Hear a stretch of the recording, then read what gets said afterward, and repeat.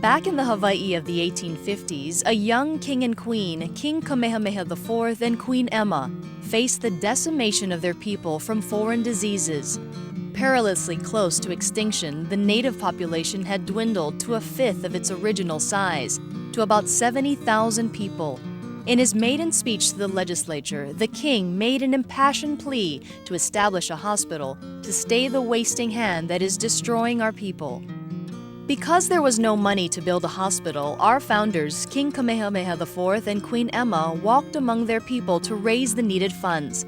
With the success of their fundraising efforts and a substantial donation of their own, the king and queen built the hospital and bequeathed to us a legacy of giving to continue to provide the best health care for Hawaii's people. Much has changed since the bold vision of our founders became a reality. Changes in the medical field have rapidly evolved, and the need to efficiently incorporate emerging technologies continues at an ever-quickening pace. These new technologies, such as Hawaii's first Da Vinci surgical robot, enabled queens to bring world-class care to Hawaii, so patients no longer needed to travel to the mainland for quality health care. The Queen's Medical Center's world-class care includes its emergency department. Whether your loved one is experiencing respiratory distress or an accident resulting in broken bones, Queens is ready to respond at a moment's notice to all types of medical emergencies and life-threatening injuries. The Queens Medical Center is the only trauma center in the state. Therefore, we take care of all of Oahu's critically injured patients. In addition, if there's any critically injured patients on neighboring islands, we also take care of those patients as well. The main difference between a trauma center and just a normal emergency department is that center's ability to respond to serious trauma. And for us here at Queens, that means having a 24-hour trauma team in-house available, as well as many of the different specialties and subspecialties that may be needed to care for that patient. The Queens Medical Center's emergency department had approximately 57,000 visits this past year, roughly 160 patients a day, and it serves as the main trauma center in the Pacific Basin. Although Queens Trauma Center is the busiest in the state, it maintains its policy of not turning away anyone who has suffered a trauma. My athletic background kind of started actually ever since I was young. I've always been involved in sports, and I competed in hundreds of different races, multiple Ironmans. I got into adventure racing, multi-day racing. It just became a passion. It became a part of my life. That was everything for me. And eventually, after placing in the top 3 in 50 or 60 different events throughout the state and part of the West Coast, I started becoming very competitive in it, and I was racing at a very high level. And I felt as though I was starting to lose some of the passion and the reasons why I did it, just because I enjoyed it. I stopped racing as competitively and got more into coaching and more involved in the community and more involved in helping others. I've been fortunate enough to have met Laurel, my girlfriend, and I would spend a lot of time working with her and helping her with triathlon. So we woke up and had a nice breakfast and got ready for our last long ride of this training session. So we set off on our ride from Wailua through Haleiwa town and began climbing up Cam Highway, or a lot of people call it Pineapple Hill. It happened so fast.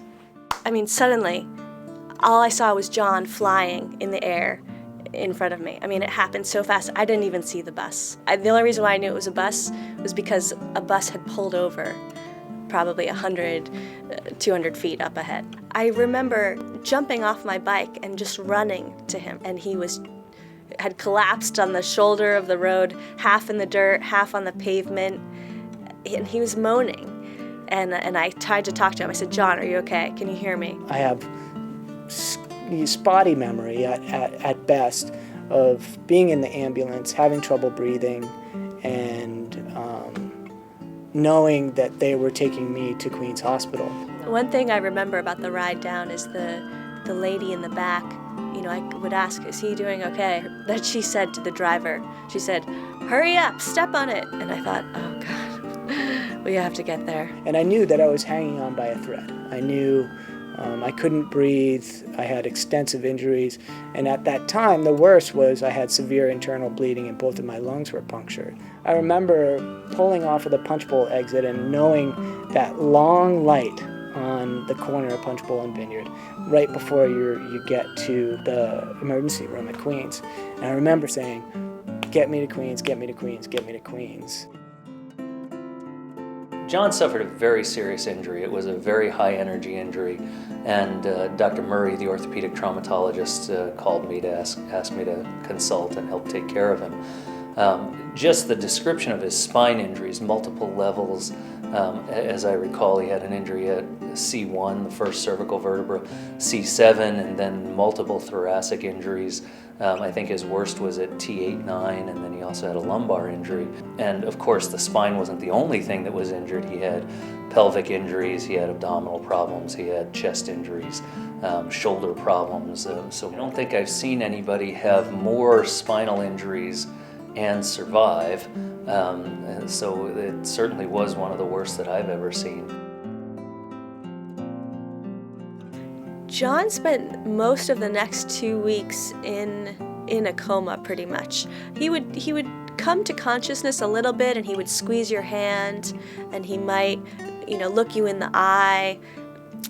And so that was nice. People who came to visit him, and when he just squeezed their hand, and when he squeezed my hand, you just thought, oh, he's still there, he's still there. When I woke up in the ICU, the first thing that occurred to me was that I was intubated. I couldn't breathe, and it was incredibly uncomfortable. The staff was aware of how uncomfortable it was for me, and they try to do everything they can for you. I mean, the intensive care unit at Queens was amazing.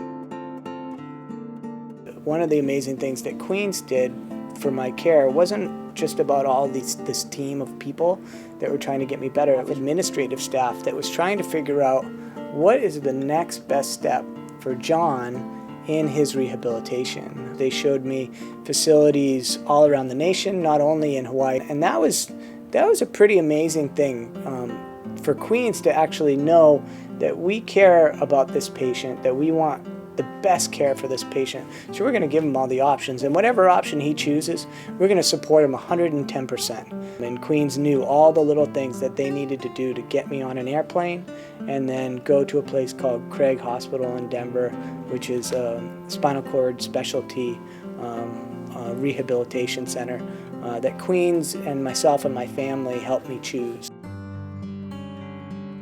I remember at Craig, the rehab facility in Denver, we were speaking with a physician and looking at some of John's x-rays. And I remember that physician saying, wow, those guys at Queens did an excellent job on your injuries. And I got literally the best docs, the best care, the best facilities, everything possibly that I could in Hawaii. Part of the stability that they provided in my pelvis, my spine, is why I actually have so much today. Well, it's definitely great to hear that John is doing well, and it's also wonderful to hear that he is so grateful to all of the people who helped take care of him.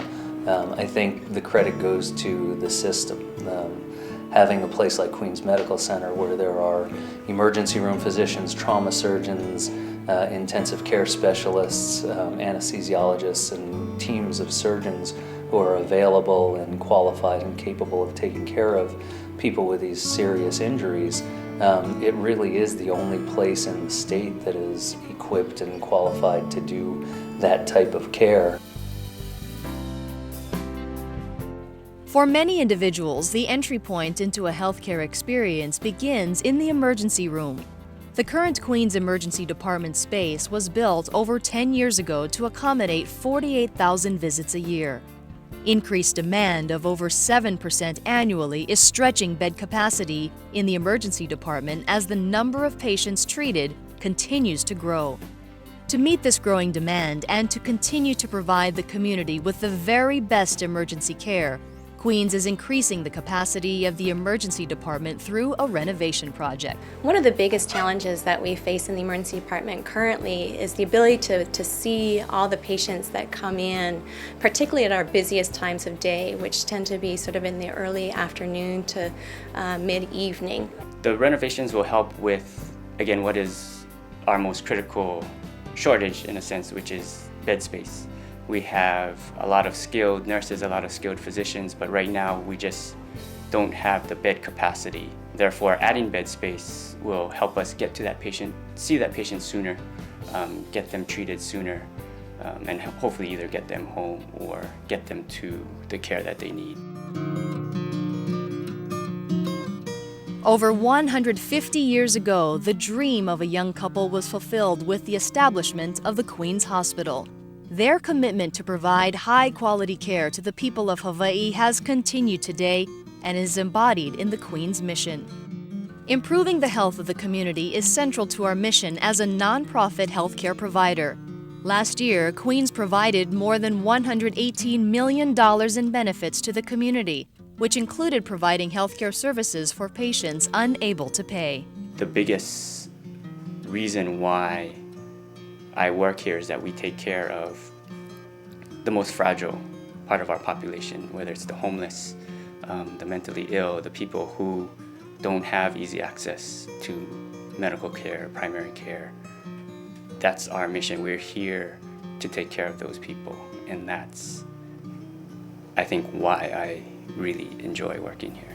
A lot of people could look at my situation and say, wow, what a bummer. You can't do a lot of the things you could have done before. But for me, I have to look at things from a more positive view.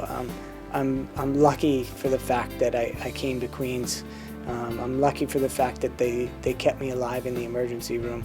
I'm lucky for the fact that the surgeons performed surgeries that they didn't have to, that weren't just to stabilize me, but they were for my long term. Every little decision that was made in my care along the way has given me everything that I have now. I'm back to work, and I'm back involved in the community that I love, in the athletics.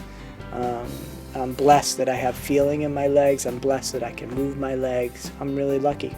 And all those little details that were made and those decisions that were made for me at Queens, that's why I have everything that I have. And I'm really grateful. He ike ana ia I ka pono. At Queens, every patient is special. When you come through the doors of the Queens Medical Center, we want you and your family to feel like they're part of our extended ohana. We also want you to know that when you're ready to take that courageous journey, that courageous huaka'i to health and recovery, we will be with you every step of the way. At Queens, we take the greatest pride in providing the highest quality patient care. And we do this through a series of small acts which reflect our deep commitment and aloha to doing it the right way, at the right time, and for the right reason. He ike ana ia I ka pono. One has seen the right thing to do and has done it.